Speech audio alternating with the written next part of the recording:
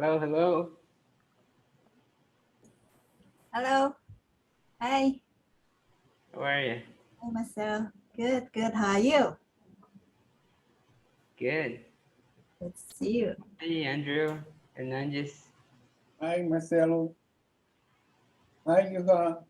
Very Hello. nice meeting you. Nice meeting you. Andrew, thank you so much for joining us. Thank you for inviting me. Hello, Mariana. Hi, hello, Hernandez. Hello, Marcelo, Andrew, and Dr. Yu-Hua. Nice to meet you all.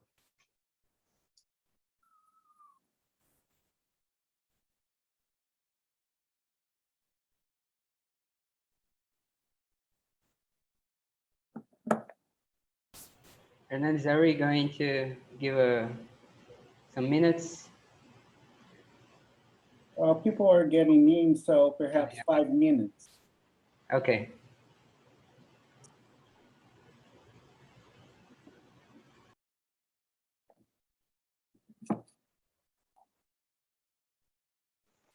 Hello, everyone. Hello.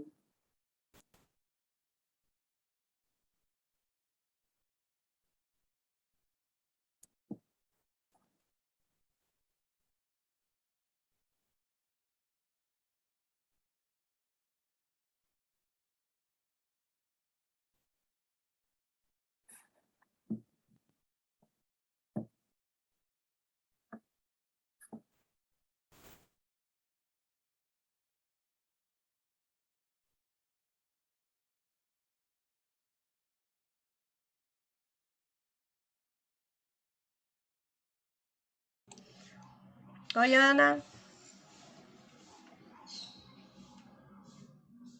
Olá.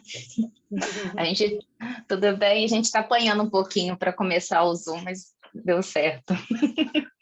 Tá bom. Eu vou fechar o vídeo aqui, tá? Só abri para falar oi, tá? Tá bom, obrigada. Imagina. Obrigada eu.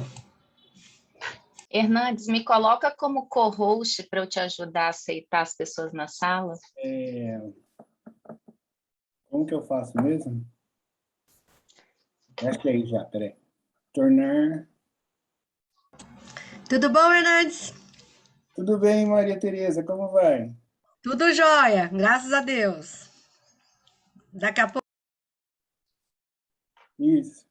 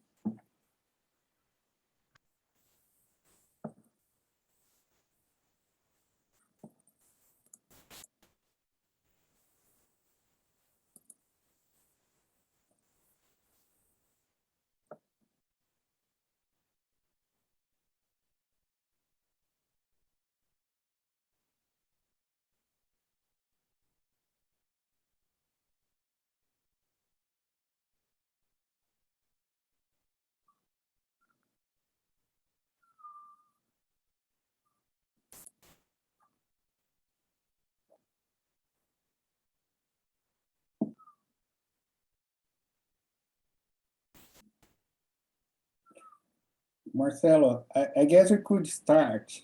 And Anna and I will keep admitting people in the room, so you can go ahead and start. All right. Sounds good. Okay, so thanks everyone for joining this pre-Congress meeting of the Brazilian Federation of the Society in Experimental Biology. So it's an honor for me to be hosting this event. And first of all, I would like to thank FeSBE for this opportunity. This is, well, one of the first opportunities that we have here in Brazil to discuss about single cell biology, which is certainly a new frontier in biology, and here in Brazil we're still starting to use the technology. So this opportunity is a great opportunity to understand from people that have been using the technology for a longer period of time how powerful the technology is and how we can use it to move much forward into understanding tissue biology. So, and to do that, we invited three scientists that are very knowledgeable in the field, and I'm going to introduce one by one as they speak. So the first speaker is Mariana Boroni from the Brazilian National Institute of Cancer. And Mariana will talk about the inflammatory macrophage subpopulations. Mari, thanks a lot for having the time to speak to us here. Thank you, Marcelo and Hernandes, for the kind invitation. It's a pleasure and an honor to be here today. Are you guys seeing my screen? Already? Yeah, okay. So I'm gonna share with you today ongoing project, so the results of our ongoing project, what we are doing here at the Bioinformatics and Computational Biology Lab at the Brazilian National Cancer Institute. And our main subject, our main goal is to characterize the macrophage subpopulations, here in this case in the tumor microenvironment. So to start, I just would like to say a little bit about cancer. So cancer is a terminology that we use to designate different pathologies that have in common a cell that after acquiring some mutations, they lose many of the controls regarding cell proliferation and death, and they start to proliferate very quickly in an uncontrolled way. And during this tumor progression, those cells, they can acquire even more mutations.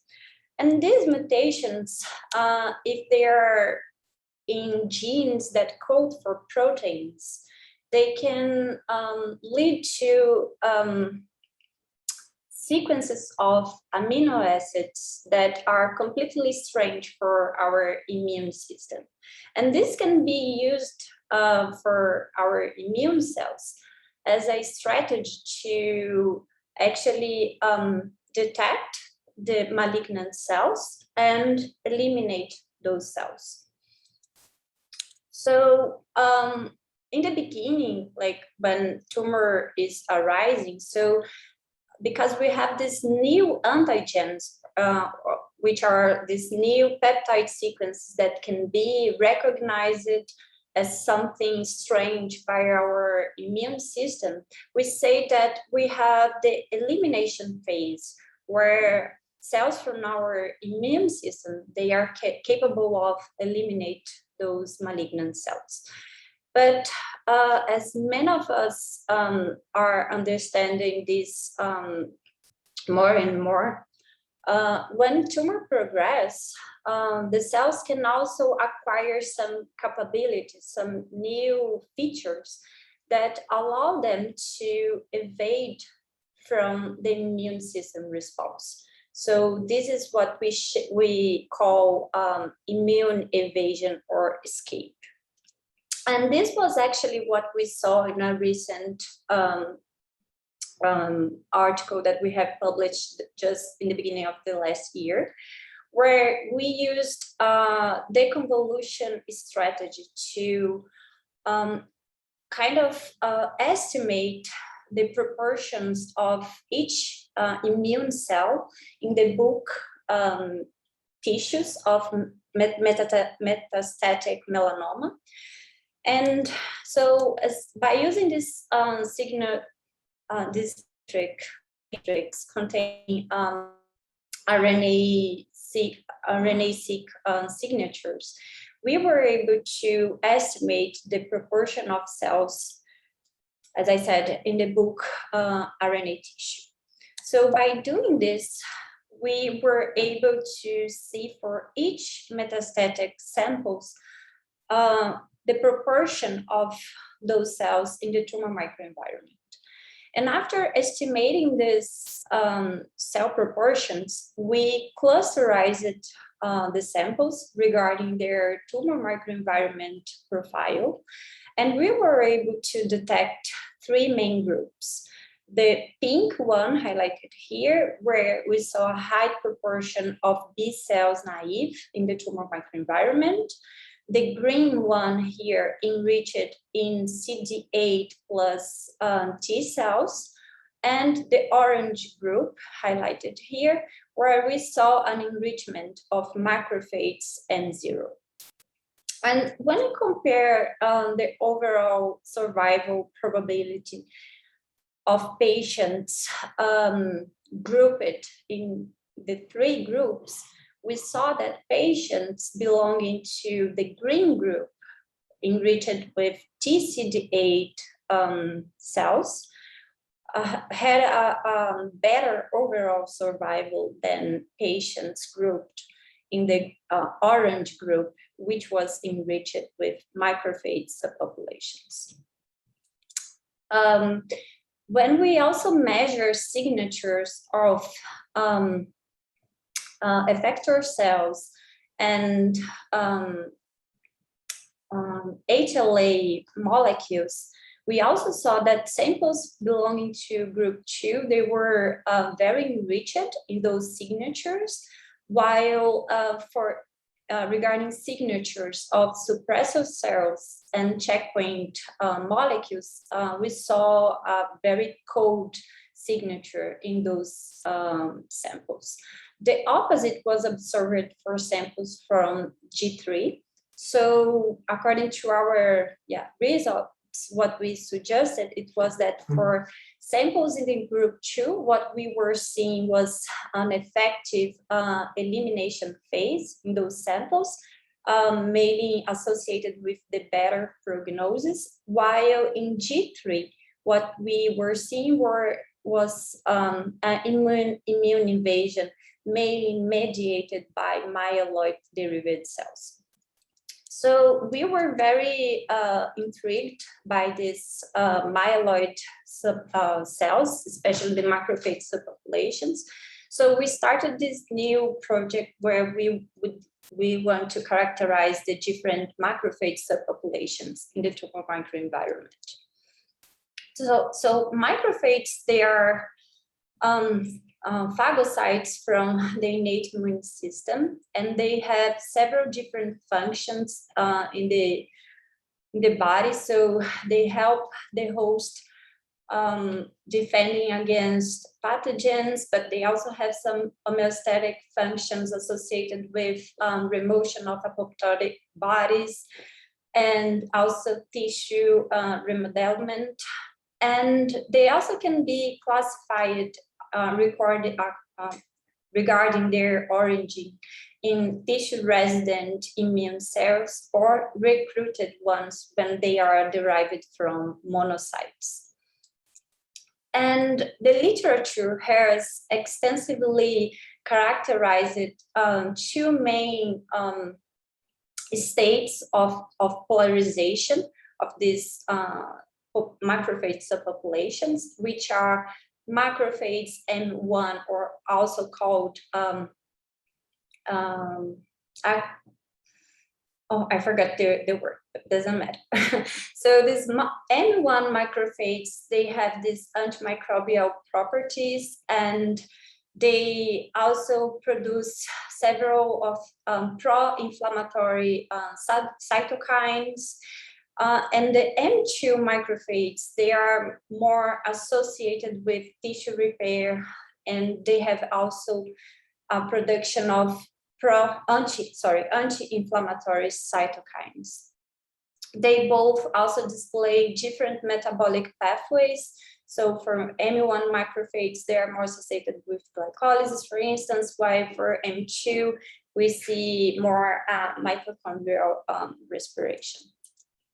But when we are talking about macrophages associated to the tumors, they can exert a diverse range of activities, of roles, such as promoting tumor progression through angiogenesis, invasiveness, and metastasis, regulating other cell types in the tumor microenvironment, and they have been also described to be associated with therapeutic resistance.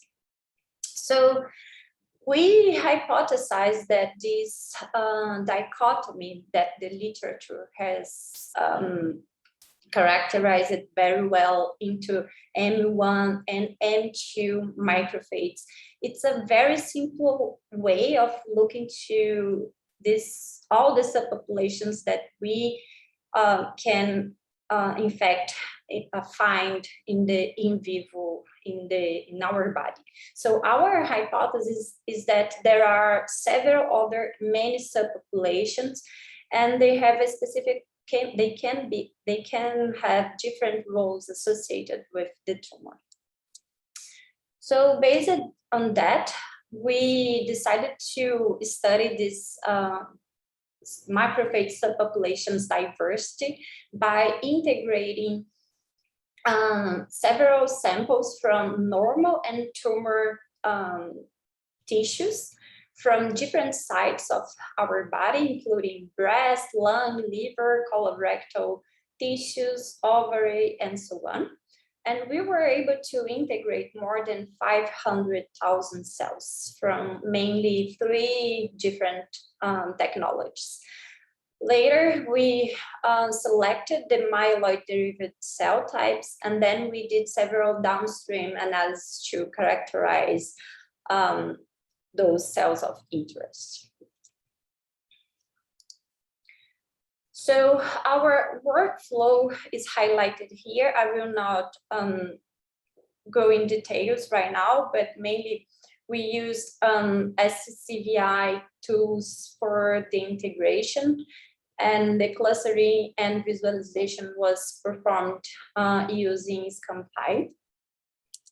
And for characterizing each of the clusters we have detected, we also used several different tools that I will not also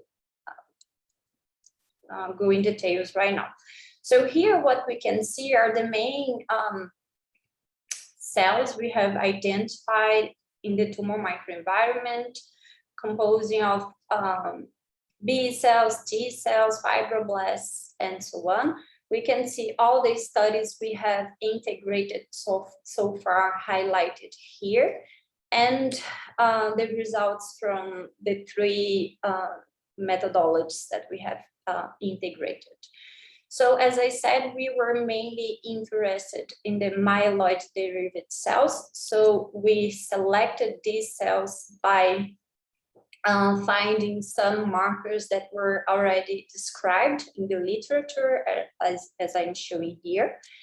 And after selecting these cells, we did a second level of clustering to detect and distinguish dendritic cells from monocytes and macrophages. So here in green, I'm showing the dendritic cells that were selected also by the expression of some already described markers.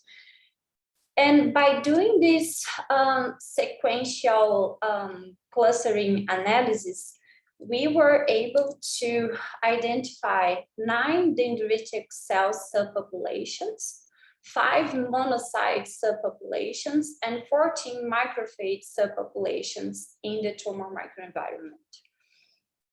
So because our main interest was the macrophage subpopulations, we then delved to characterize each of these macrophage subpopulations.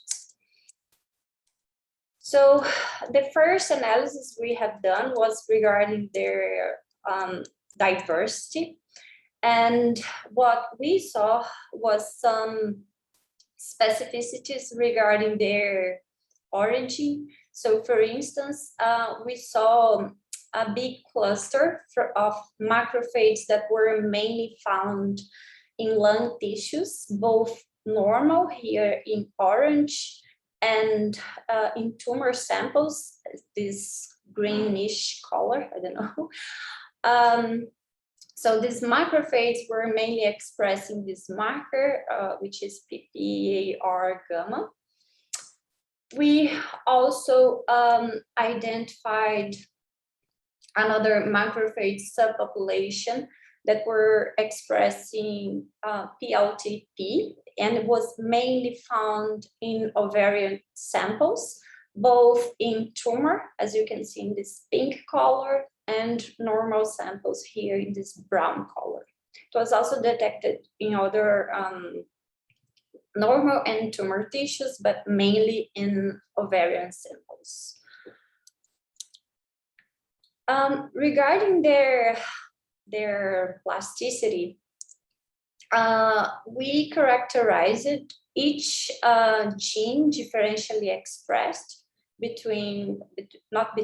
among each macrophage subpopulation. So for some subpopulations, there are genes that are highly differentially expressed, as here for PPAR and other subpopulations. And we also performed this pseudotime analysis where we try to understand how cells can originate other cells through organizing these cells in a pseudotime scale.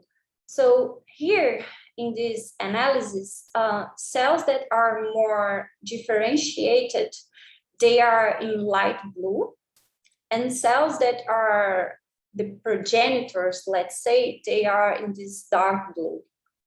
And it was very interesting when we performed this analysis that we were able to at least see some macrophages that were mainly originated from monocytes. So here, for instance, as a progenitor, we can see an enrichment in monocytes expressing FC and 1, which are the classical monocytes. And then through this trajectory, we can see other macrophages expressing TRAIN2, or here macrophage expressing EREG. Here, as the more differentiated subpopulation, the one that we found in the lung expressing PPAR gamma. Regarding their ontogeny, as I mentioned, they can be derived from different progenitors. So we analyzed a signature associated with resident macrophages, and we saw at least 3 subpopulations that presented a higher score here regarding this resident signature.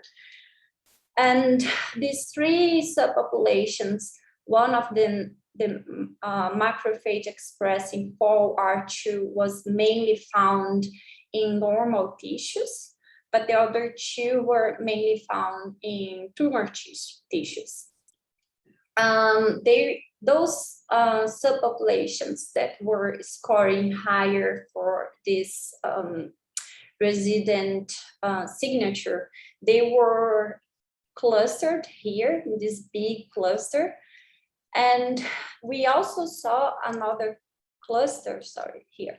We also saw another cluster here where some macrophage subpopulations were also clustered nearby monocytes, also indicating or suggesting hints on their ontogeny and origin.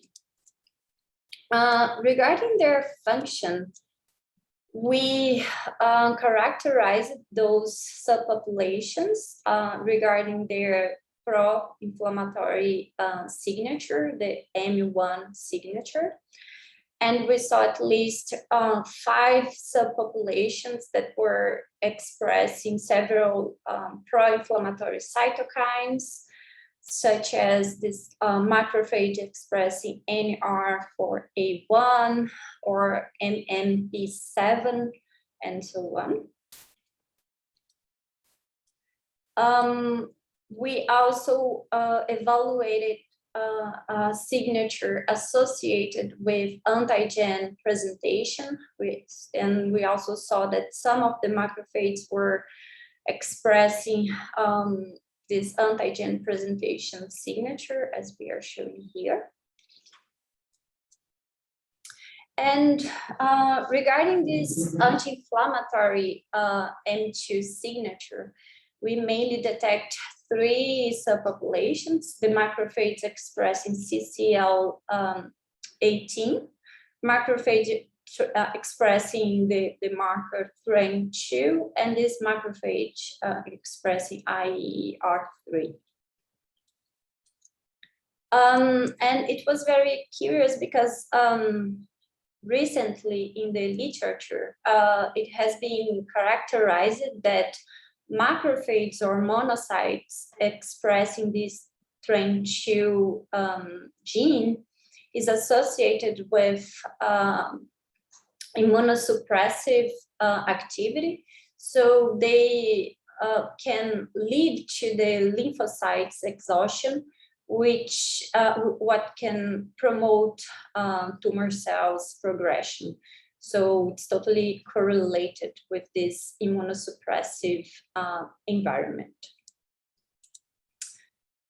We also characterized the macrophage subpopulations regarding their metabolic states. So for macrophages, for macrophages that were showing more M2 signature, we saw that they presented a higher metabolic activity associated with citric acid cycle, also metabolism of fat acid, and metabolism of arginine and proline, probably associated with SCM remodeling.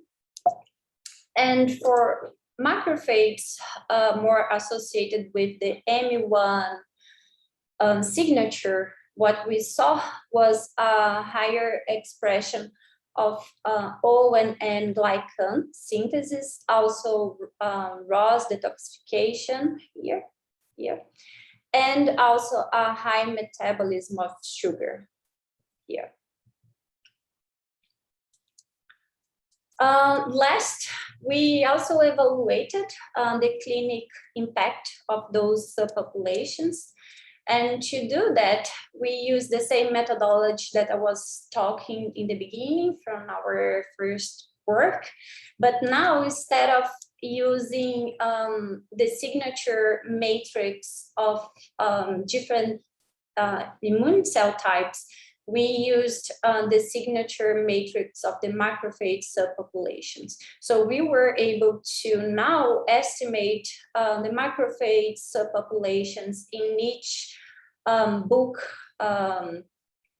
cancer sample from the TCGA data bank. And by doing that, we saw how those subpopulations, they can both impact how can they are associated with a good prognosis, as we are showing here, or worse prognosis, as for instance, this macrophage expressing TREM2 was associated with a worse prognosis in breast cancer. So we just summarized all the results we have associated with clinical impact here in this table. So in red, we have those subpopulations associated with a worse prognosis, and in green with good prognosis.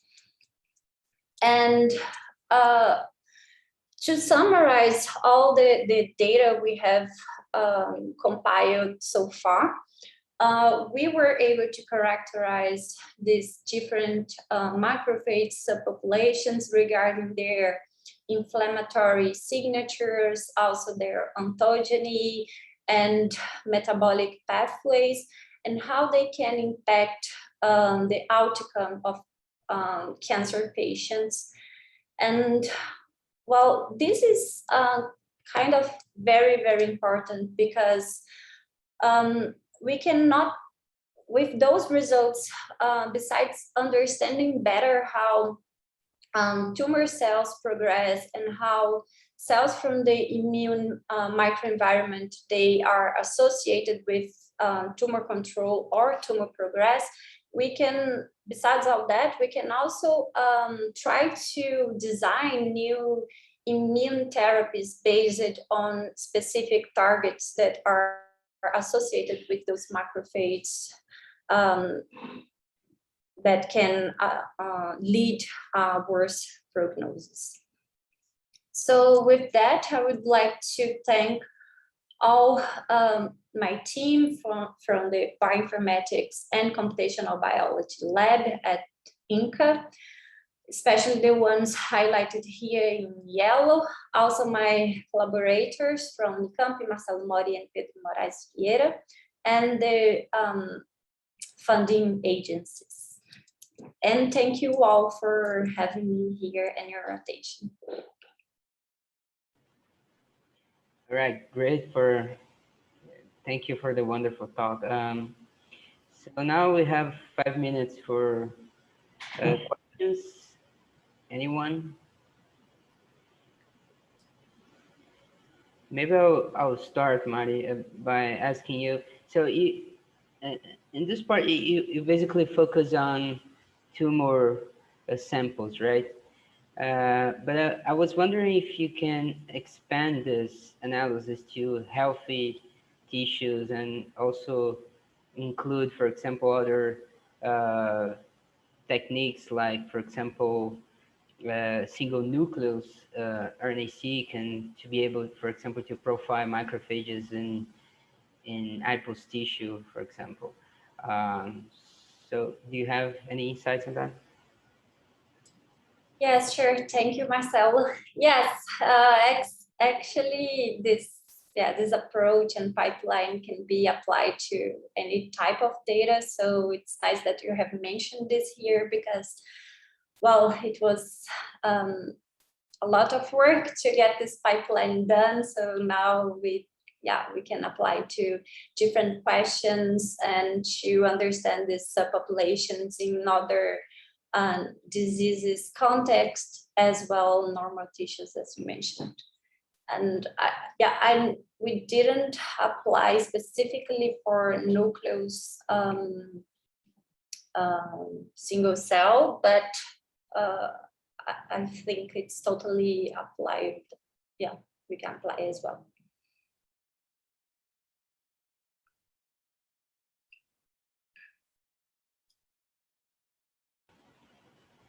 All right, so Rodrigo has a question. He said, great talk.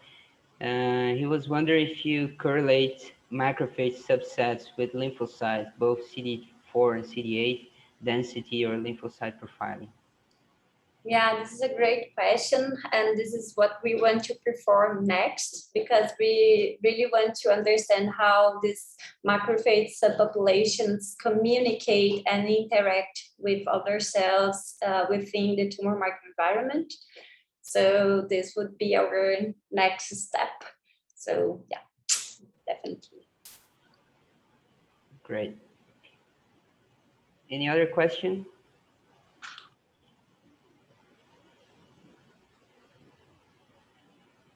Well, if not, thanks again, Mari. It was a great talk. Thank you, Marcelo. and we move on to Andrew McMahon from the University of South California, United States. And he's going to talk about developmental strategizing towards kidney disease. Thanks, Andrew, for your time, for the opportunity to be here and share some of your work with us.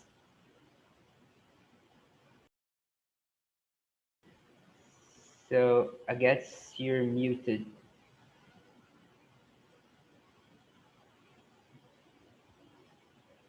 Sorry about that. Thanks very much for the opportunity. And what I thought I'd do today is to tell you how single cell studies are fitting into our programs, where we're trying to understand the nature of kidney development in the mammalian kidney, to then apply that insight to human kidney organoid models to optimize those models for generating the right cell types and for modeling human disease.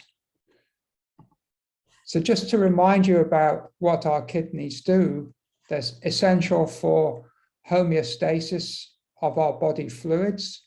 They remove soluble waste, and they regulate blood composition and blood pressure. And their iron resorption plays a particularly important part in maintaining bone biology. In terms of kidney disease, from a US-centric perspective, but this could represent pretty much any country, 26 million Americans have chronic disease. 1 million of those are at end stage. Once one is at end stage, one needs dialysis on a regular basis. And unfortunately, the mean survival time for patients when they enter dialysis is not very good. There is a great solution. It's a kidney transplant. But unfortunately, there's only about 18,000 transplants a year. And this actually has been flatlined for the last 25 years. So if you just do the math here, pretty simply, we need to have solutions that can help people with chronic disease. So why study kidney development? How does it fit into this picture? Well, for me, this is sort of the etiology of my career here with the kidney. First of all, it started with curiosity and a broader biological insight into these developmental processes that you'll see in a second, which still fascinate me. And it's just a beautiful organ system in terms of its interactions and its dynamic type of development. So I still remain curious and fascinated. And then from that, to get some molecular insight into those developmental pathways and their disease linkages. And then now this is a path to re-engineering kidney function and being able to really understand human kidneys in a dish through these modeling systems. So those modeling systems are stem cell derived organoids, and you've heard about these, I'm sure, for many different organ systems, where one's able to take pluripotent stem cells. Those stem cells may be normal, or those stem cells may be derived from a patient that has a particular disease of that organ system. And then under particular conditions that are organ specific, they can be induced to form mini organ-like structures, including kidney organoids. So what I'm going to do for the first part of this is really to give you a perspective of organ versus organoid. Where does this field stand at the moment? In our understanding about developmental programs, for example, that are going on, the relevance and the complexity of the cell types that are generated. I'll just briefly mention something about function and physiology and then move on to disease modeling. So first, let me provide you with a perspective and overview of the mammalian kidney and its development so that we're all on the same page here. So this green epithelial network is the heavy lifting part of the kidney's renal tubule, the nephron. And this green tubular network, which contains multiple different cell types along its length, is responsible for resorption of the plasma filtrate that enters the kidney and for modification of the plasma fluid, and then for the production of urine that will travel out through this gold epithelial network here. And of course, to bring that plasma filtrate to the proximal end of these nephron structures, this little cup here, are vascular cell types. And then all of these epithelia, the vascular, nephron, and collecting system, are embedded in an interstitial or stromal cell network. And the elaboration of this complex architecture of cells is driven by the differentiation of individual progenitors for each of these different cell types. And those progenitors are all localized within this niche structure, this nephrogenic niche, which is the building blocks and motor for kidney assembly. So within here, we have progenitors here marked by this gene Wnt11 for that collecting system. We have progenitors red here marked by 6-2 for the nephron. And we have progenitors here marked in green, FOXD1, for the interstitial cell lineages. And so what happens is, from the perspective of the nephron that I'm going to focus on today, these green cells, is these green progenitor cells are a mesenchymal cell population around the branch tips of this ureteric branching system. And as that ureteric system grows and branches and differentiates, in parallel, those nephron progenitors expand. And then at each branch point, a subset of those cells undergo a mesenchymal to epithelial transition to this renal vesicle. And then they undergo a morphogenesis through this comma-shaped body and this S-shaped body. And the nephron component fuses now to the collecting system to form a patent luminal connection. And all this progressive process from renal vesicle through to these stages has a increased formation of cell diversity along a proximal to distal axis, proximal being at the front end of the nephron, where the glomerular vasculature is going to infiltrate. And you can see that process here where nephron progenitors are coalescing here into a renal vesicle, and that renal vesicle in another position is undergoing morphogenesis. And here you can see an S-shaped body where it's actually fusing back at its connecting region to the nephron. Here's one fusing back, to the collecting system. So this goes on, and over a period of around about 10 days in the mouse, it will generate around about 14,000 nephrons. And in the human kidney, it goes on for about 30 weeks and generates around about 1 million nephrons.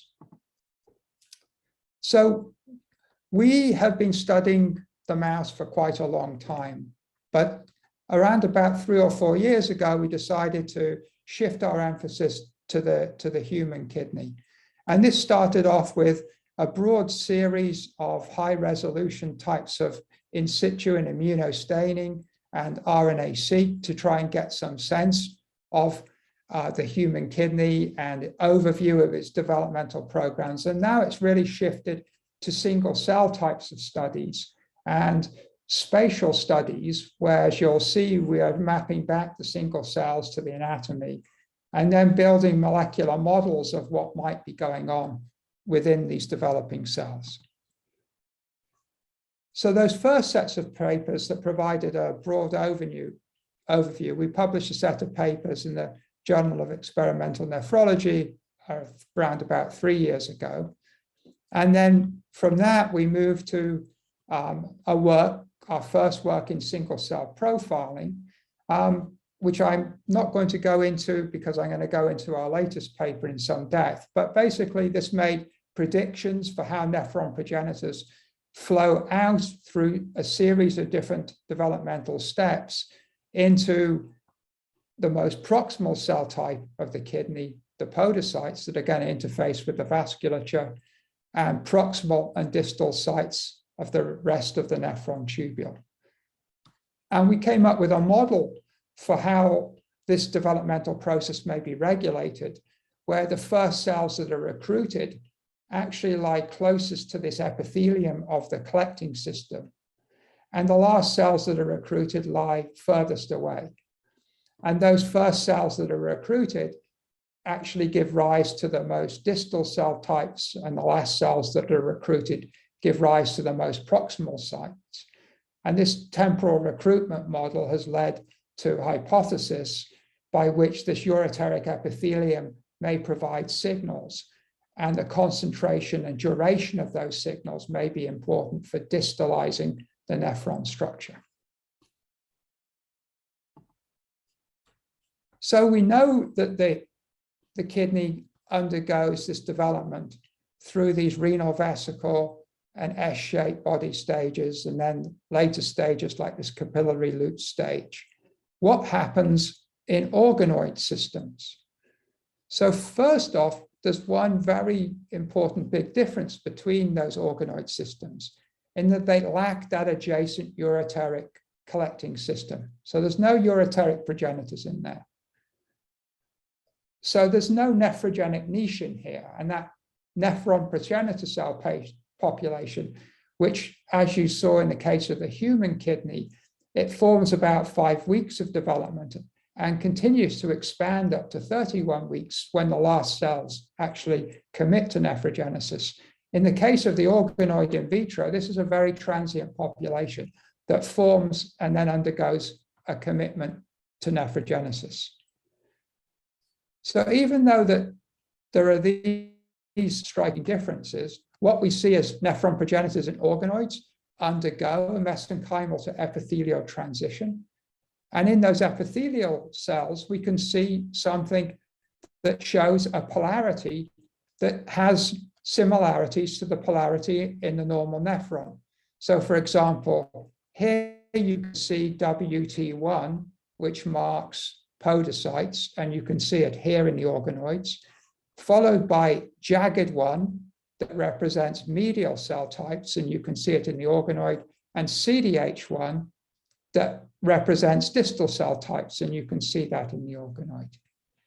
So even though these nephron precursors do not have the same shape and form and morphogenesis as we see for the normal S-shaped body structures, nevertheless, they undergo a form of polarity, which we think is likely driven by intrinsic processing and interactions amongst those epithelializing cells. We are at a similar point, and I would argue it's in treating seem to have something overlying this here. Okay, so I would just say that so next we went into a high resolution study of the human nephrogenic zone. And this is a paper that was just published earlier this week to get the highest resolution yet into human kidney development. And this work for Niels Lindström has come up now with a well-validated pathway by which there is commitment of progenitors to podocyte, proximal, and distal lineages with coordinated gene regulation in each of those cell populations along these predicted trajectories to those different cell states. We imagine that amongst these correlated gene sets are genes that are regulating those programs, and we've been able to validate a lot of new predictions in terms of the predicted expression profiles of these genes by direct analysis of the kidneys. So it's very important in these type of studies to not settle for predictions, but to actually validate those predictions. So with this understanding then of human kidney development, the real development, we can now go to the organoids and do single cell sequencing and analysis of those organoids, and then ask, if we look at organoids at different stages from day 8 to the last point, which is roughly 4 weeks into organoid culture, and we compare those to the human kidney, do we see overlaps of those cell types that are formed in organoid with the real cell types that are forming in vivo? And the bottom line is that if we look at green and we look at this red here, we can find that there's a lot of interaction between green and red at the late stages of all these maturing cell types, like podocytes and proximal tubules in particular, but even to some degree with distal cell types. So even though these organoids actually contain only about 35% of the cells are relevant nephron kidney cell types, they contaminated with neural cells and muscle cells that would not be there in the normal kidney, even though they have few vascular cells, even though they lack interstitial cell diversity that we know exists in the human and mouse kidney, there is a similarity in the developmental progression amongst these nephron clusters. So the next key question for us is to move from these sorts of high resolution cellular analysis to put this into a spatial context. We predict these pathways to the formation of, at the ends of these branches here, more mature cell types, but we do not know where any of these cells actually lie within the normal developing kidney. And so to try and resolve that problem, what we decided to do was to determine whether human and mouse kidneys undergo a stereotypical process of morphogenesis by performing high resolution imaging of both the mouse and human kidney, segmenting out the nephrons, and then registering those nephron structures to see whether they would align and enable us to build kidney models. And the answer is that yes, in both species, there's a highly similar stereotypical pattern of morphogenesis. You can see that pattern here for the human and for the mouse nephrons. They differ in just broad overview in scale and time. So for the human kidney, this takes about 8 days to go from the initial cluster of those mesenchymal cells before epithelialization, the pretubular aggregate, to this S-shaped body. And in the case of the mouse, this is about 24 to 36 hours.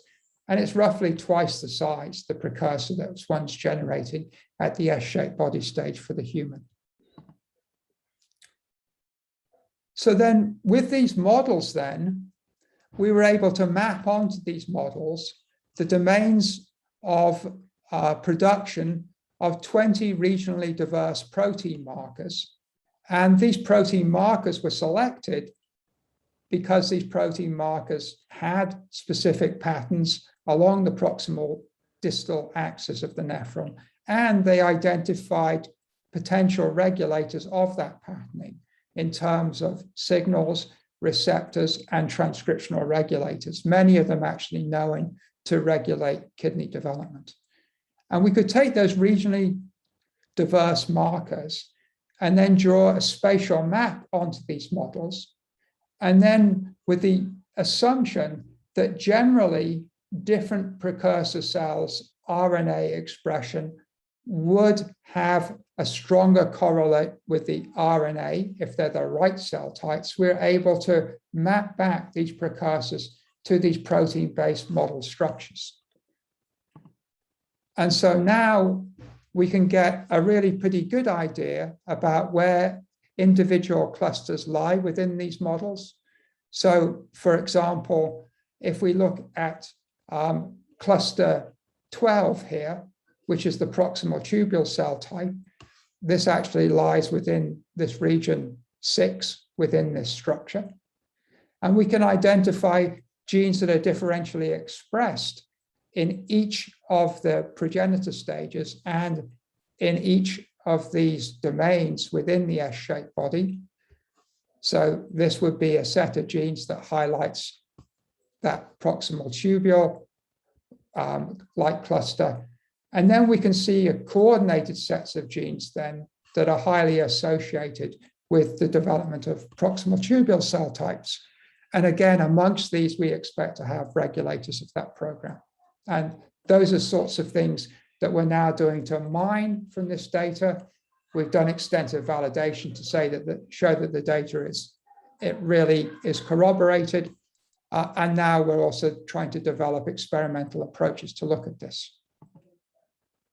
And then if we ask, well, if we compare the single cell profiles in each of these precursor domains with the adult kidney, where we've done single cell profiling of the adult kidney, do we see at these stages anything that suggests the cell types they're likely to give rise to? What we can see is that regions of this S-shaped body at the proximal most end have a strong podocyte signature, so that's not surprising. So 8 is the progenitors for the podocytes. And then the next most distal cells have a good correlation with the proximal tubule segments of the adult kidney. So we go from podocyte to proximal tubule to here. And you'll note that the correlation is best for these most proximal cell types. So we think that at this stage of development, the distal cell types are much less advanced in their developmental program. And all this distal diversity of cell types that you see along here with these different numbers representing different cell types from 9 to 22 are likely to be elaborated over a more extensive developmental period, perhaps, than these more proximal cell types. We can see very interesting cellular juxtapositions within these analyses that relate to functional aspects of the adult kidney.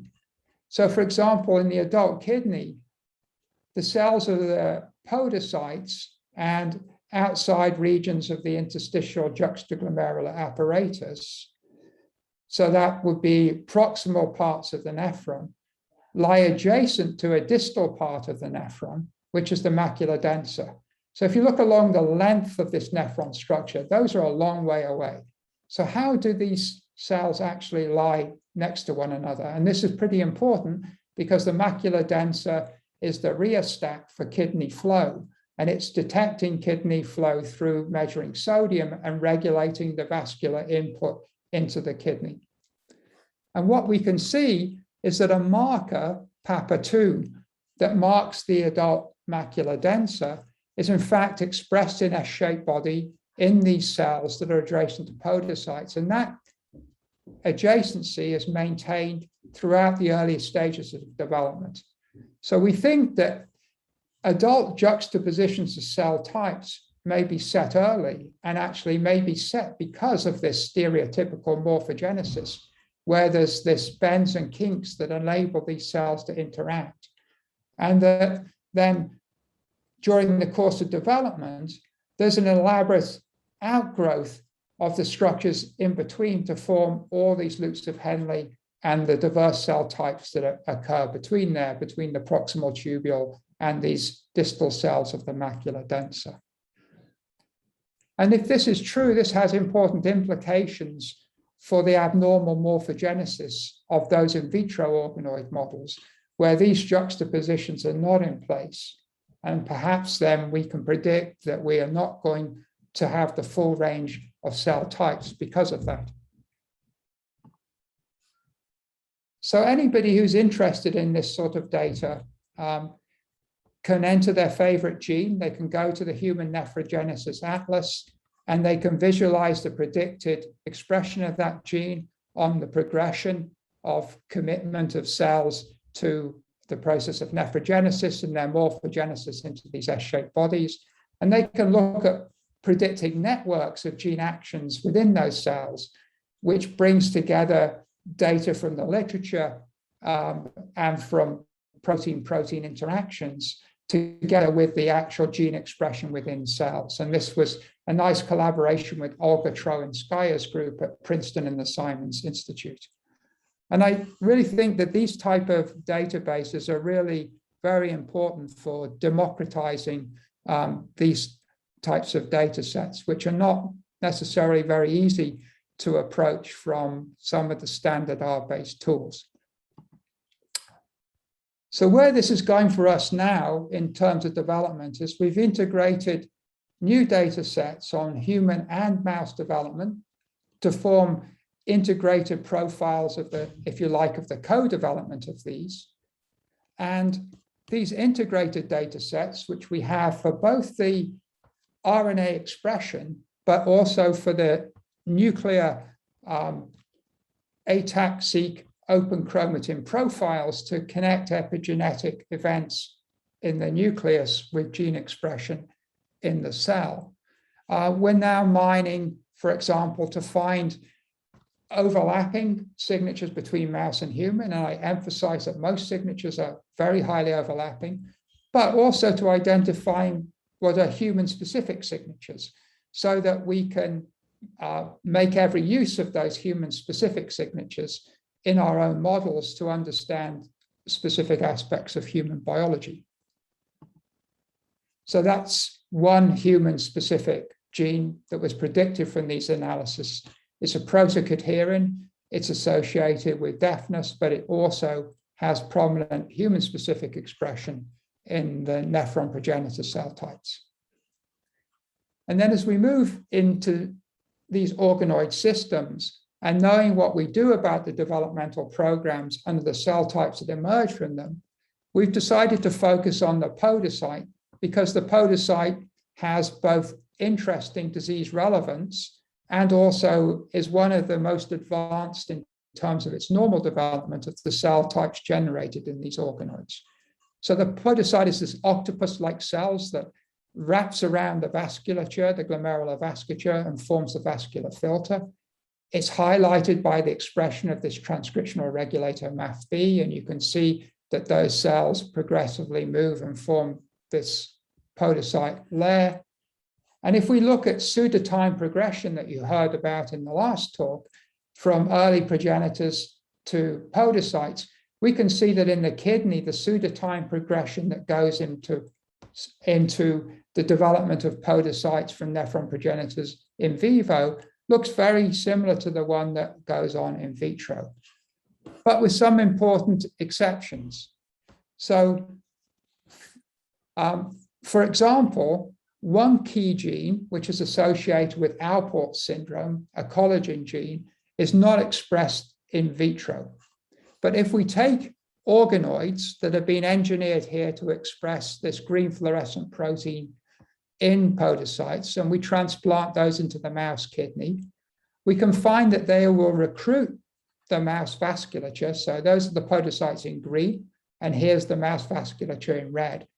And where they recruit the mouse vasculature, they now mature and produce that collagen. So yellow marks the vasculature. This is a transplanted organoid with no vascular recruitment around those MAFB cells and no expression of collagen 4-alpha-3. But here we have vascular invasion, and now it's activated collagen 4-alpha-3.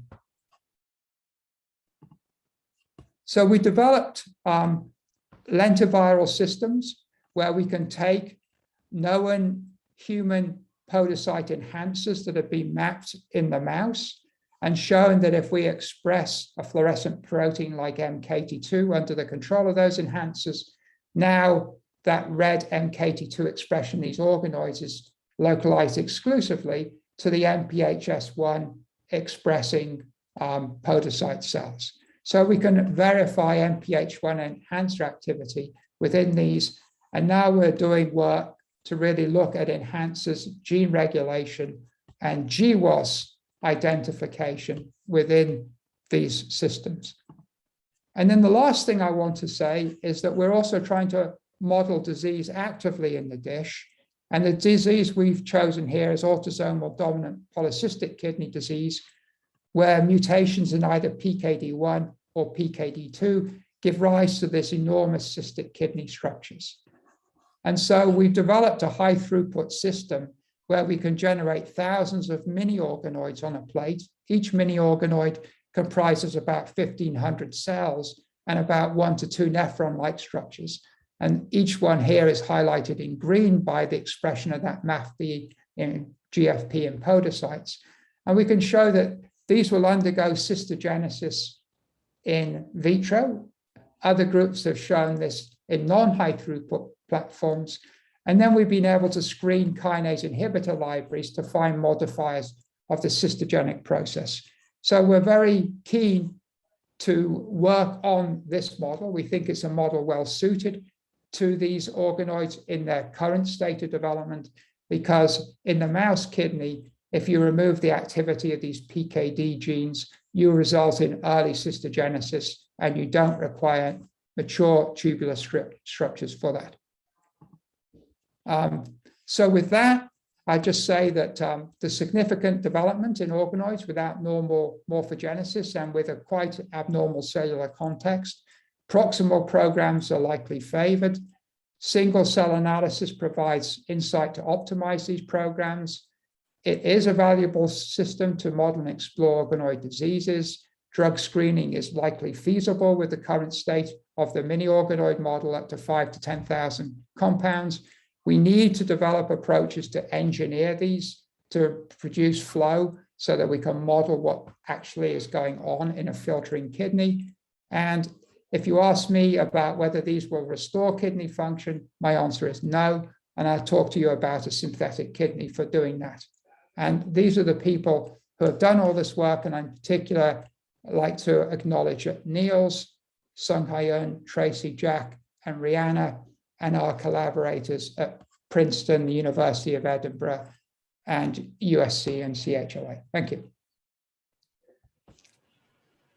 Thank you, Andrew. Great talk. It was amazing. So, any questions? Yu-Hua? Yeah, that's really wonderful talk. Lots of data. I'm very impressed by the fact that you were able to integrate the mouse and human single cell and also other data set. So can you tell us a little more what you done from there? Because a lot of time that we do a lot of validation study in using mouse model, right? So I really want to know a little more about integration between these two systems. Right, so that's a very good question. And I would probably need to refer to Sung Hyun to know a little bit more about the details of what's going on with those programs. But it's actually worked out really pretty well. And I'm quite surprised too. So it involves like, I think the way around that we do it is we mouse-size the human data. I believe that's the approach. It could go either way, but you convert one set of data as if it's data from the other species. And that then has allowed to do very good overlays and modeling of that. And that's worked at both the ATAC and at the single nuclear RNA-seq level. And from that, we've been able to predict actually a number of genes that are very specific in human cell types. And also from that ATAC profiling, we can see that there's enhancers that are human specific, well, putative enhancers predicted from that ATAC data. Thanks. Any more questions, guys? So I was very struck by the similarities between the organoids and the real kidney, and I would like to hear from you your opinion about how far we are from getting a synthetic kidney, a functional kidney on a dish. Well, from me as a developmental purist, I see it differently. I would say that they've made an approximation to some patterning process, probably driven by intrinsic signals that are going on there. But I don't think we've conserved that particular morphogenesis for nearly 100 million years for nothing. And I suspect that that morphogenesis is critical for cell interactions and the patterning process itself. So I'd be very surprised that we will get out of this the degree of normality that we would need to do anything sort of functional with these systems. And I'm very I think it's going to be very hard to optimize them by adding factor X, because factor X is likely to promote one type of program, but also inhibit another type of program if just added to the medium. So my view of it is that if you really want to make a kidney, you just have to do what the kidney normally does and generate each of the progenitor populations by themselves, and then integrate those progenitors together to form something that's very like the analogous of the forming kidney. And then it has all it needs, and its own normal interactions then could drive that process. And that's a project that me and several people, Zhongwei Li and Niels Lindstrom, are very interested in at USC. Fascinating. All right. I think we don't have questions, and thanks, Andrew, again for this wonderful presentation. Thanks for the invite. I should say that I feel ashamed because I had Portuguese speaking postdoc for 2 years, and I had a graduate student from Portugal for 5 years, and I can't say anything and greet you in your own language. So I'm ashamed of myself. No, that's fine. That's fine. All right, so we're moving on to Yu-Hua Tseng. Yu-Hua is at Joslin Diabetes Center in Harvard, and she's going to talk about dissecting the termogenic adipose niche one cell at a time. Thank you, Yu-Hua, for your time and for the opportunity to discuss with us your data. Okay, can everybody see my screen? Yes. Okay.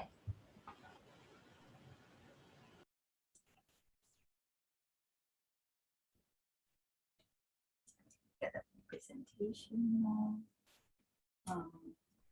Okay. Okay, so let me see if I can. It's okay. Yeah, I just have to look at the other screen.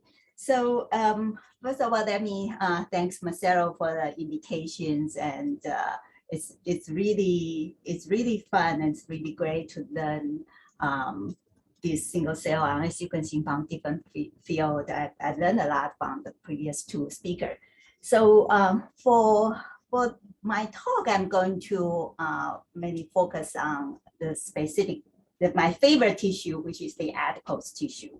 And so first, just to introduce the adipose tissue, I want to say that in the past 2 or 3 decades, really our concept about adipose tissue has undergone radical changes. Because initially, most people think these are adipose tissue is just a big inner mass storing energy. Most people want to get rid of that. But now we know adipose tissue is not just for energy storage. It actually play a very important role in metabolism, and it's highly associated with many kinds of disease. So we know both too much fat, which is obesity, too little fat, such as lipodystrophy, contribute to severe metabolic disorders. And now also we know adipose tissue can serve as an endocrine organ, secreted a number of molecules, peptide hormones, lipid, and even microRNA to communicate with the rest of the body. And there are some important concepts about adipose tissue that I would like to emphasize. First of all, that not all fat depots are created equal. There are different types of fat depots present in our body. I'm going to further introduce this in the next slide. And then also want to highlight that adipose tissue is highly heterogeneous and plastic, and which I'm also going to elaborate more on this topic. So in mammals, including the humans, there are, you can say that functionally 2 distinct types of adipose tissue, one for energy storage, one for energy expenditure. So the white adipose tissue is the main site for energy storage, while the brown and the brown related beige fat is specialized for energy expenditure by converting the energy into heat. So this is a process called supergenesis, and that's why brown and beige fat is collectively called the supergenic fat. At the cellular level, you can see these different type of fat tissue is also very different. White adipose tissue contains one single lipid droplets and have few mitochondria, while brown and beige fat has this multilocular lipid droplet phenotype and also contain high number of mitochondria.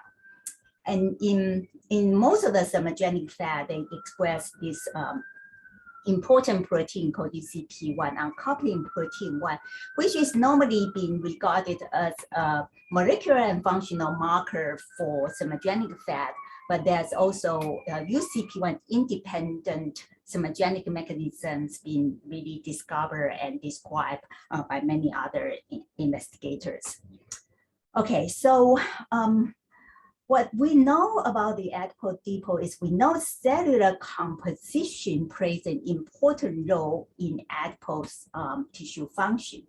So within the adipose tissue that you can see, there are progenitor cells or more committed cells that we call the pre-adipocytes, or maybe some other stem cells present within the adipose niche. This can give rise to mature adipocytes, different type of adipocytes. So besides pre-adipocytes or precursor cells and mature adipocytes, within the adipose niche, there's present other cell type, such as the vascular cells, including endothelial cells, smooth muscle cells, or maybe keratinocyte. There's also many different type of immune cells present in adipose tissue and at normal and disease state.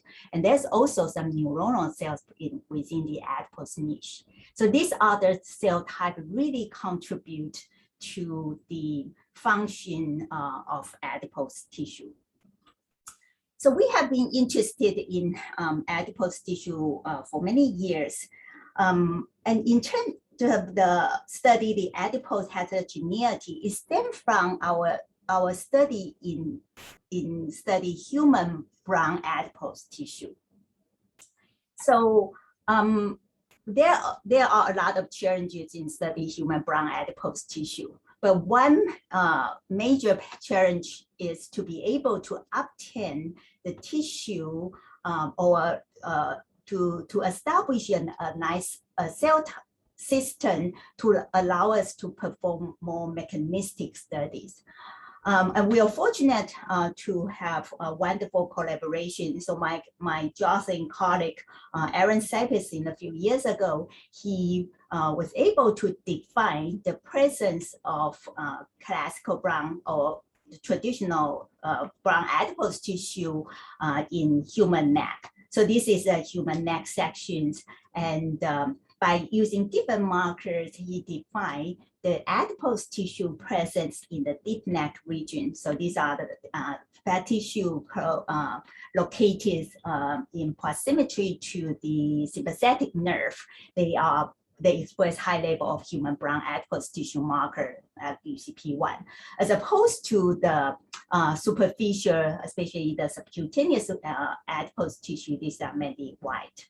So we have access to this tissue. The first thing we did is we can isolate the progenitor cells and push them to differentiate into mature adipocytes in vitro. So because this tissue we collected was derived from patients underwent neck surgery. So the source is really precious. So we actually decided to immortalize these cells by overexpressing this H-TERT. So once we have these immortalized cells, it can allow us to do a lot of study. And so in order to dissect the heterogeneity of human adipose tissue, we took the advantage of these immortalized cells. We decided to perform clonal analysis. So you can see this is really before the single cell RNA sequencing era. So we performed this very labor intensive clonal analysis and the postdoc Ray-Dan in the lab, she isolated over 300 clones, the progenitor clone, and these cells that we can induce them to differentiate into these lipid-laden mitochondria-rich adipocytes. And we also introduced a UCP1 reporter. This is a brown fat marker into these cells, and which will allow us to monitor UCP1 expression in these cells. So when we have this established this clone, one thing we would like to learn is that how can we use gene expression signature in the precursor cells to predict the thermogenic potential in mature adipocytes. And because this is single clone, so we first perform gene expression analysis in these cells. It's homogeneous cell population. And then the clone we analyze here express a wide range level of UCP1. So from very wide, almost no UCP1 expression to high UCP1 expressing clones here. And what we are looking, we're searching for genes that expression is positively or negatively correlated with UCP1 expression. So since the gene signature measures in the precursor cells, so these are we are looking for markers that can predict the thermogenic potential of these cells. We use UCP1 expression as a readout. So here so here's the data. Heat map on the top. This is UCP1 level measured by luciferase activity from very low to very high. Then we can see there's many genes that are positively correlated with UCP1 expression, and there's also many genes that are negatively correlated with UCP1 expression. And here show you some example. And I want to highlight this. This method is very robust. You can see the p-value is very significant, and false discovery rate is very low. So to validate the predictive value of this gene, we selected two positive correlators, namely PREX1. This is REC exchange factor 1, and EDNRB, endothelium receptor type B. So these two are the positive correlators. So we use CRISPR to knock out their expression in precursor cells, and we found knocking out PREX1 and or EDNRB did not affect cell differentiation. So this is after 18 days, they still differentiate into lipid-laden cells. They express more or less same level of PPR gamma. But strikingly, we saw UCP1 expression is almost abolished in these knockout cells. And this is also accompanied by significant reduction of cellular respiration.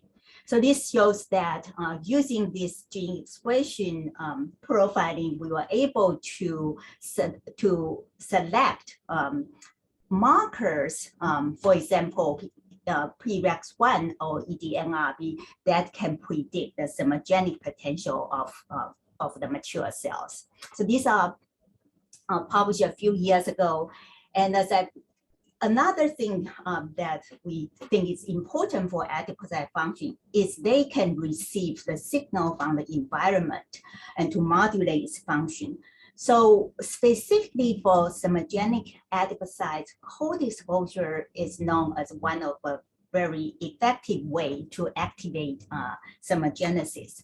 So shown here that in human, when one is present in a cold environment, cold can activate brown adipose tissue to increase glucose uptake capacity, and it can also increase energy expenditure and leading to reduction of fat mass. And even more importantly, in type 2 diabetic individuals, cold exposure can even improve insulin sensitivity. So cold can deliver a lot of beneficial effect to an individual, and it can also modulate adipose composition. So it's shown, this is a very famous pictures in our field that after cold exposure, you can see these are various different type of adipose depot in in mouse, dispersed in the mouse. You can see after cold exposure, many of them, first you can see color changes, but we want to see a high resolution of the changes in adipose tissue in response to cold changes. So we decided to perform, now we are in the modern science, to perform the single cell RNA sequencing. So this project was spearheaded by a very talented postdoc, Fanas Ramsey. So here we have 4 different groups. So we use the mouse model because we can put them in different environment. So these mice were housed at either thermoneutral temperature, room temperature, or exposed to 5-degree cold environment for either 2 days or 7 days.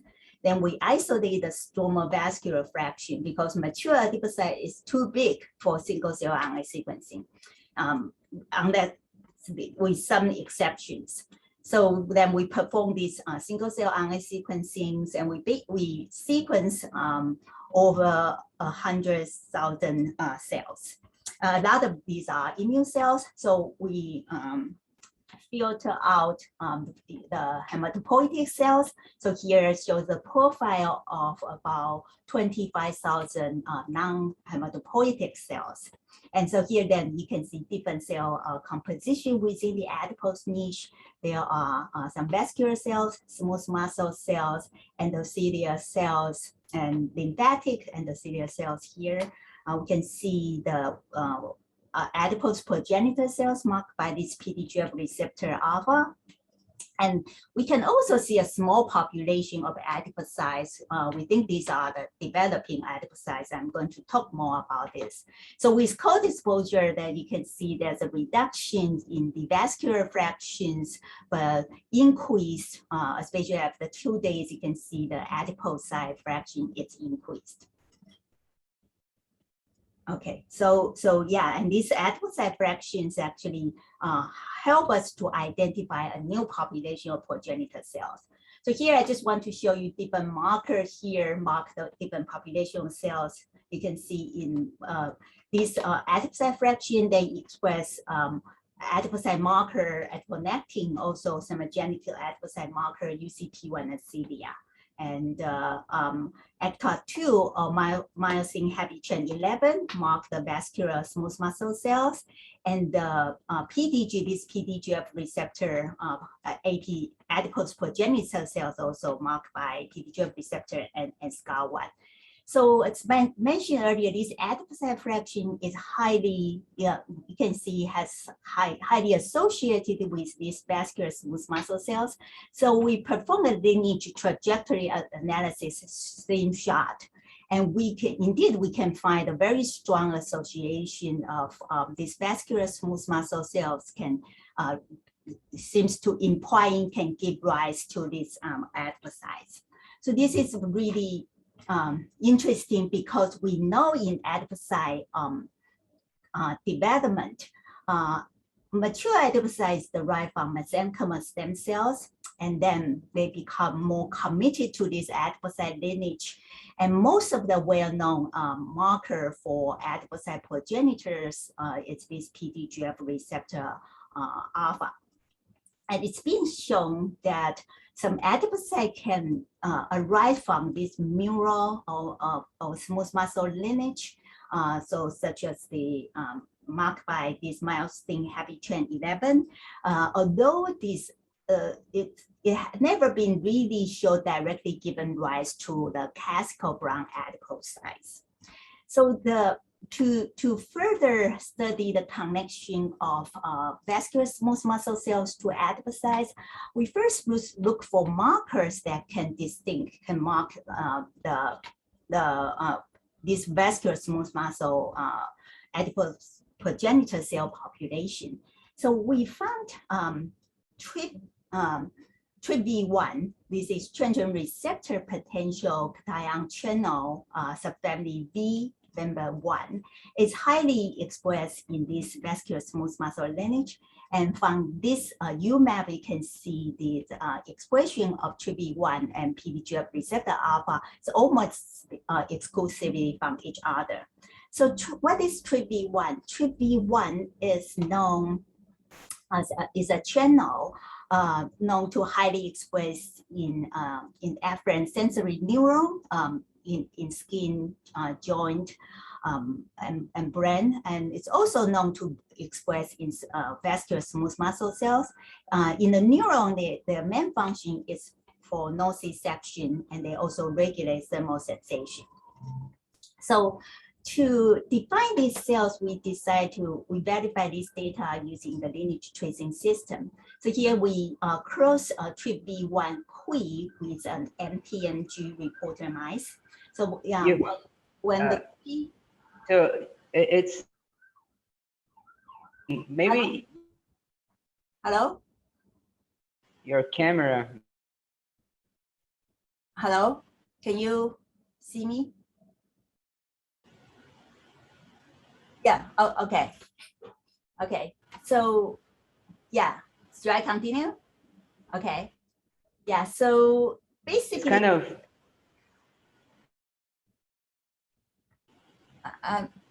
sorry? so maybe it's my internet, so it's breaking for me. Are you break? Can you hear it? For me, Marcelo, just let her go ahead. Okay, so go ahead. So, It might be your okay. internet. I'm sorry. Okay. I don't think I can do anything here, but I'll just continue. Yeah, so here using this lineage tracing system, you can see the GFP positive cells that derive from the TRPV1 positive lineage is exclusively from this PBGF receptor positive APC. And we also verify this the TRPV1 expression by measuring the qPCR TRPV1 expression. You can see in brown fat, the smooth the SVA, the strong vascular fraction, and in the white fat, TRPV1 is only expressed in this green GFP positive cell population. So because the absence of this TRPV1 expressing in adipocytes and also the indelible nature of this MTMG systems, which allow us to perform this lineage tracing. So so this was first, yeah, this was done by a very brilliant postdoc, Matt Lyons, in a lab at that time. Now he's already has his own laboratories. And so in this study that Matt performed, first is just looking at where the green cells is present. And actually we can find green cells present in different, in green or white fat, in periglandular white fat, and also in brown adipose tissue. So these are suggesting that TRPV1 positive cells can give rise to mature white and brown adipocytes. So one of the important questions we want to ask is, as I mentioned, cold exposure, right? So because we see the increase of this adipocyte fraction after 2 days of cold exposure, and this is highly linked to these vascular smooth muscle cells. So we hypothesize that TRPV1 positive adipose progenitor cells can give rise to these dermogenic adipocytes. So the first thing we did is to measure to see whether the cold exposure can stimulate proliferation of these TRPV1 positive cells.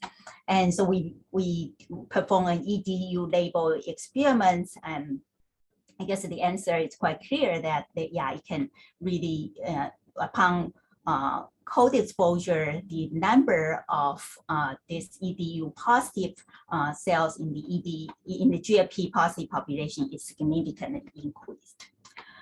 Okay, so then the next question we ask is whether cold exposure can increase the differentiation of these progenitor cells into mature adipocytes.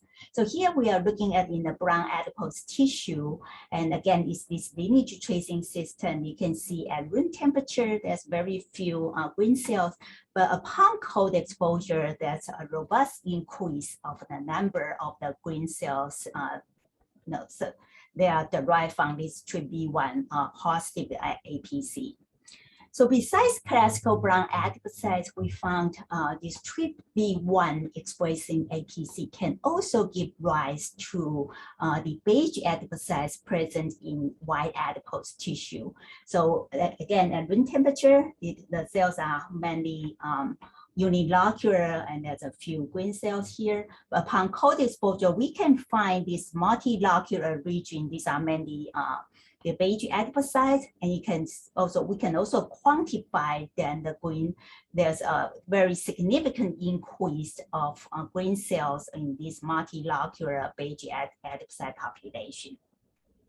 So that this data was recently published in Nature Metabolism, and when our paper published, there is a companion paper from Patrick Seal's group. And the paper, they look at this PVAD, this perivascular adipose tissue, which is known to express certain somogenic marker. And they found this PVAD also has a vascular smooth muscle origin. Shown here, this is also, they perform single cell RNA sequencing. And what we found is that the TRPV1 positive cells can also give rise to this PVAD. So again, this is in our lineage tracing mouse model, and then we can find some green cells present in this PVAD. So finally, what about human adipose tissue? So we are working on project to map the human adipose tissues for the human cell atlas. And so, as I mentioned earlier, adipocytes too big for single cell RNA sequencing. So we perform single nucleus RNA sequencing in the human neck tissues collected from healthy individuals. So far we have sequenced 6 fat biopsies. But we are happy to see that TRPV1 can also be found in the adipose progenitor cell population, but as well as they are also present in the mature adipocytes. So finally, the question we want to ask is, what is the function of these TRPV1 progenitor cells? Do they give rise to somogenic adipocytes? So to address this question, we isolate the green positive cells from the TRPV1 MTMG mice. So these are the cells derived from TRPV1 expression progenitor cells versus the red cells, presumably they were derived from the other APC, the PDGF receptor positive APC.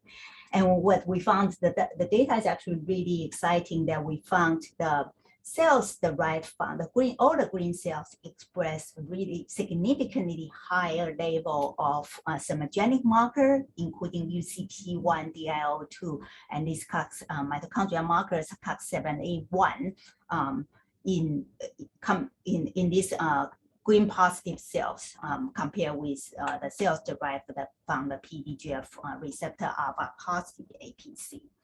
And now currently we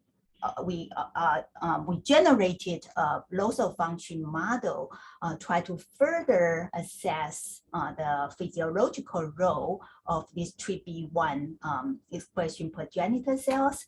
So since PPR gamma is an important exogenic marker, so we hypothesized that deletion of PPR gamma in TRPV1 expression cell is going to impair the development of these cells to differentiate into mature adipocytes. And so our preliminary data showing that especially in the inguinal white adipose tissue beige adipocytes, deletion of PPR gamma really impaired cold-induced beige adipocyte formation. We can see this somogenic marker UCP1 and CDR COX7A1 significantly reduced. So in summary, using single cell RNA sequencing, now we are able to provide a higher resolution map of the somogenic adipose niche. And we are currently further exploring the data to look at intercellular communication. But from this analysis, it also allow us to identify a novel population of adipose progenitor cells, which is derived from the vascular smooth muscle lineage. So it is marked by the TRPV1 channel. And upon co-exposure, these cells can proliferate and differentiate into themogenic adipocytes. So with this, I would like to acknowledge people who did the actual work.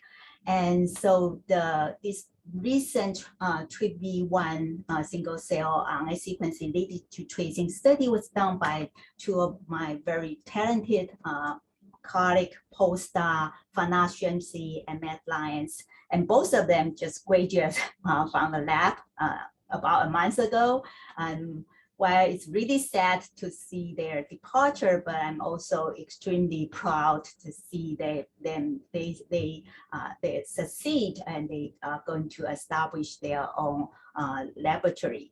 And I also want to thank all other people in the lab to work together as a team to complete this work, and all the collaborators and funding sources.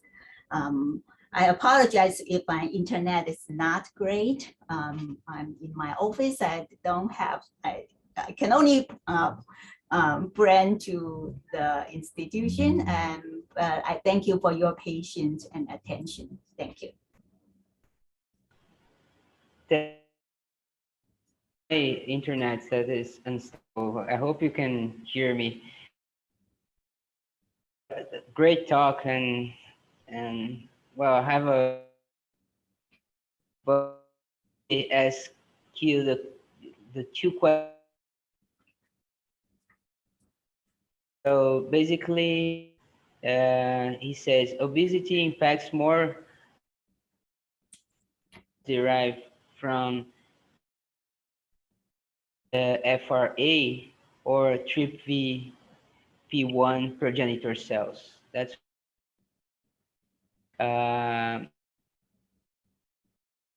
mechanism that triggered heat. It's possible that it is produced by the action of UCP1 during cold to activation of these receptors.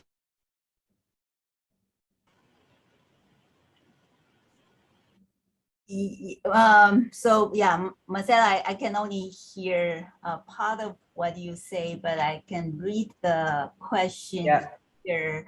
Yeah, so the first question is about how obesity impacts the formation of this, the brown adipocyte derived from TRPV1 versus the PTGF receptor alpha lineage. This is a very important questions. I think it's depending on the stage of the obesity. Initially, a high-fat diet can actually promote progenitor cell proliferation, at least at the early stage. But as it proceeds to become a body become obese, it actually would impair the ability of progenitor cells to differentiate into mature adipocytes. I don't know specifically the differences between the TRPV1 positive progenitor cells versus the PTGF receptor positive cells. But this is we have ongoing study. We fed the TRPV1 MTNG mice and also TRPV1 PPR gamma knockout mice with high-fat diet. And we hope to be able to answer this question soon. And another question, the mechanism trigger TRPV1 channel is heat. It's possible to produce by the action of UCP1 during cold exposure could be a potential mechanism. Well, this is a very, very good good thought. We've been extremely interested and really like to look for what is the stimulus stimuli can trigger activate these cells. We've been looking for other known stimulus for TRPV1, such as the capsaicin, but the idea about UCP1 itself can produce heat. I think this is really, really intriguing idea. I hope we can design a clever experiment to test this hypothesis. And thank you for the suggestion. Sorry, do you hear me now? Yeah, I can hear you. Okay, so I have to use 4G here because my cable internet is very stable. So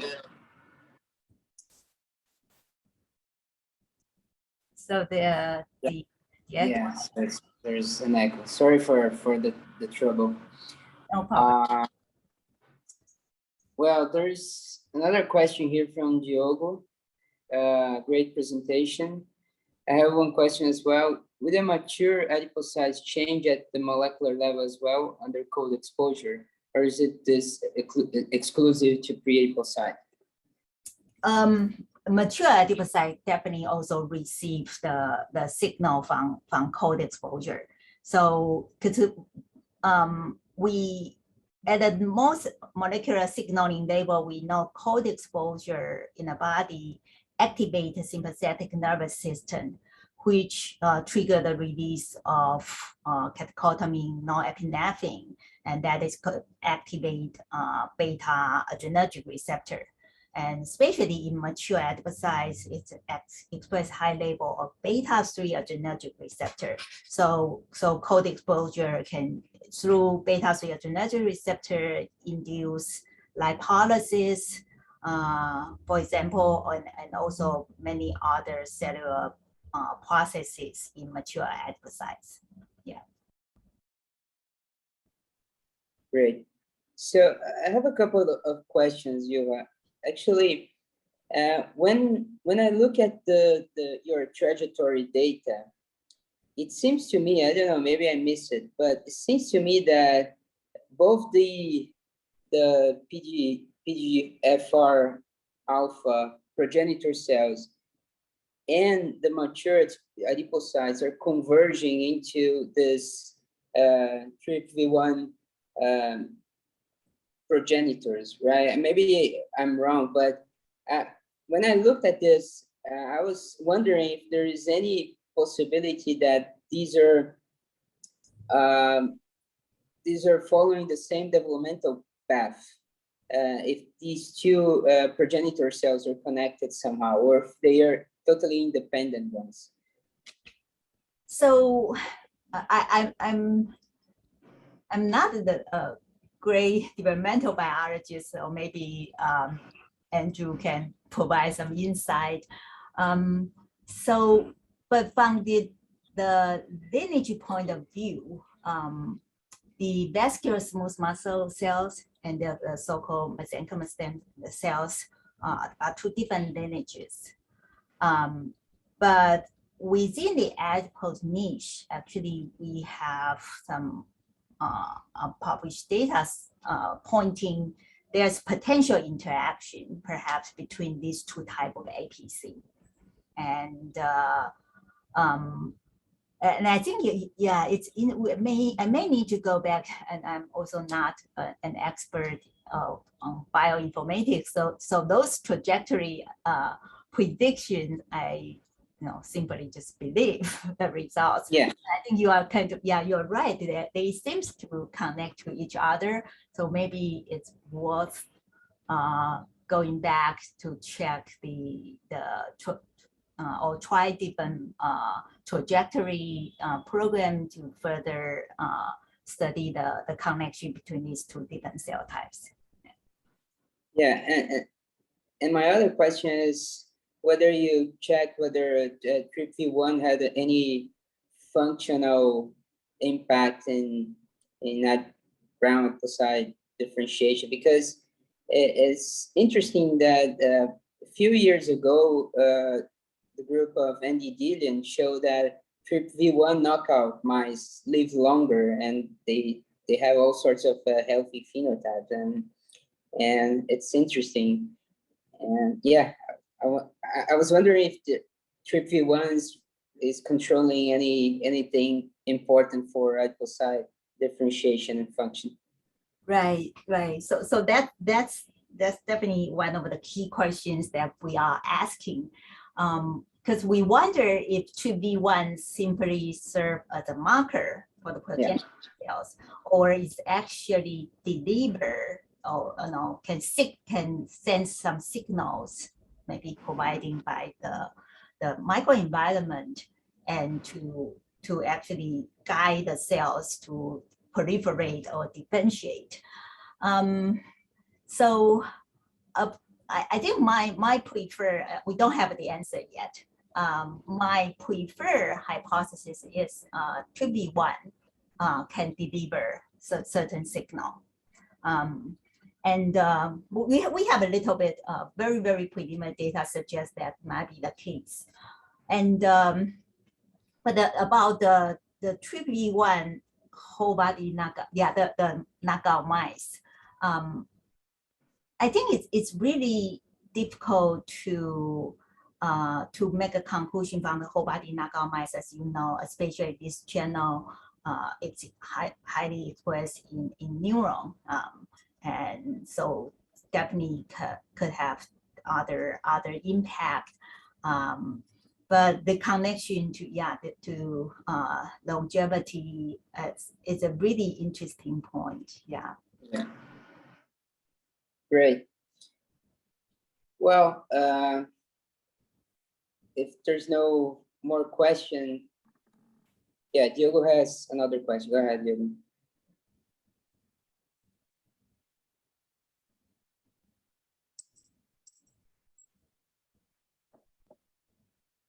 You can unmute yourself and ask. Oh, okay. Sorry, I thought I had to type.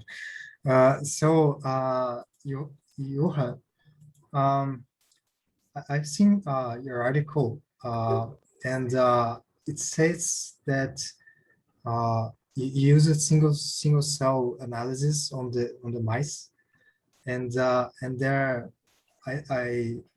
I'm kind of new to single cell technology, but I learned that it is better to use single nuclei rather than single cell to find the adipocytes when you do this kind of analysis. What would be your position in this? I've seen that you have another article that talks about this comparison. So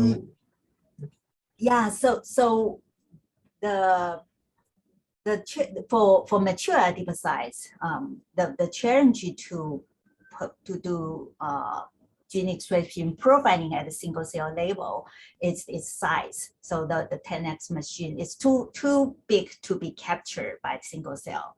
So the current method that we are using is to do single nucleus RNA sequencing. So we the human tissue project we are doing is to use single nucleus. But for mouse, for this mouse project, we took the advantage since we are able to separate the stromal vascular fraction and the adipocyte fraction. So we are focusing on the stromal vascular fraction. So that can allow us to look at all the non-adipocyte cells. But if you want to get an overall overview of what's in the adipose tissue, you will have to perform single nucleus RNA sequencing. And our collaborator at UC Berkeley actually compared, using in vitro cell system, compare single cell versus single nucleus RNA sequencing. There definitely, a lot of the gene expression pattern agree, but there's actually also some differences. So first, for example, single nucleus RNA sequencing will be able to capture longer RNA, so like link RNA or some RNA, which just don't seems to be very abundant in the single cell RNA sequencing. So that's, yeah, I don't, there's also other differences. So I think it's important also to acknowledge the technical differences. Yeah.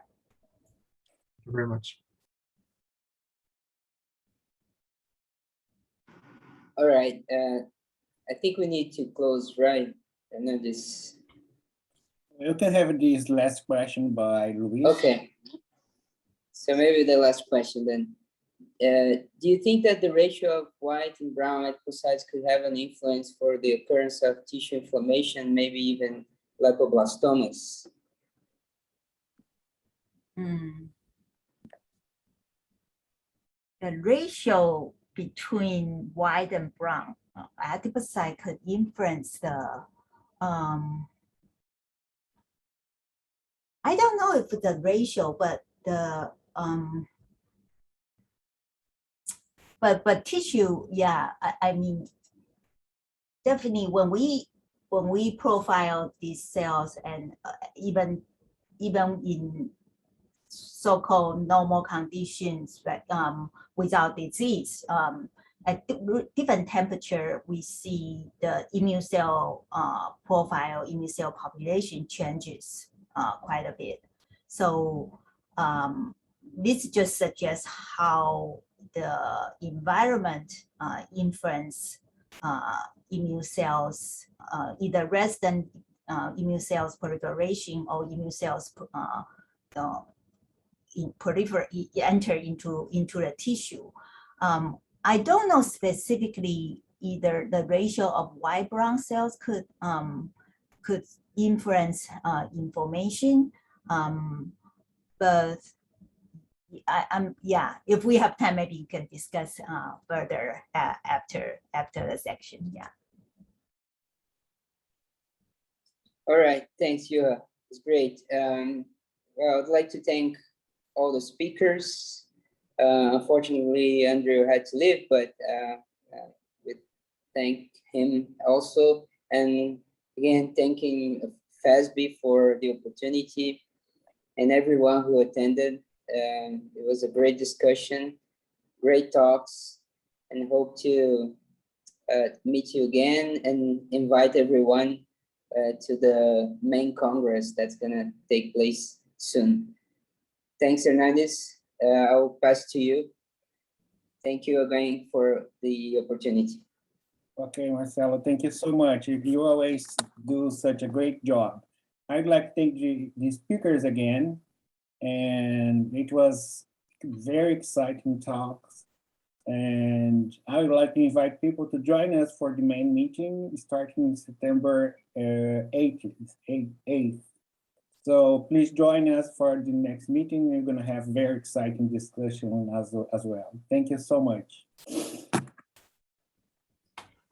Bye-bye, guys. Thank you. Thank you.